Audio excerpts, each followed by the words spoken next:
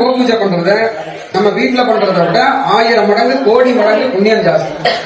அதனால எல்லாரும் ஆத்மார்த்தமான பக்தியோட கோபூஜையில கலந்துட்டு மைக்ல சொல்றத அடுத்தடுத்து கேட்டுட்டு என்ன பண்ணணுங்கிறத பார்த்து தெரிஞ்சுட்டு பண்ணுங்க.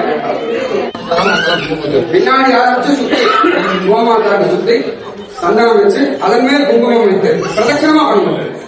யாரும் அப்பிரதட்சணமா திரும்பி பண்ணாம ரிவர்ஸ்ல பண்ணாம கிளாஸ் வைஸ் பின்னாடி ஆரம்பிச்சு அப்படியே பிரதட்சணமா சுத்தி வருஷமாட்டிற்கும் கண்டுகுட்டியும் சேர்த்து வச்சுக்கணும்.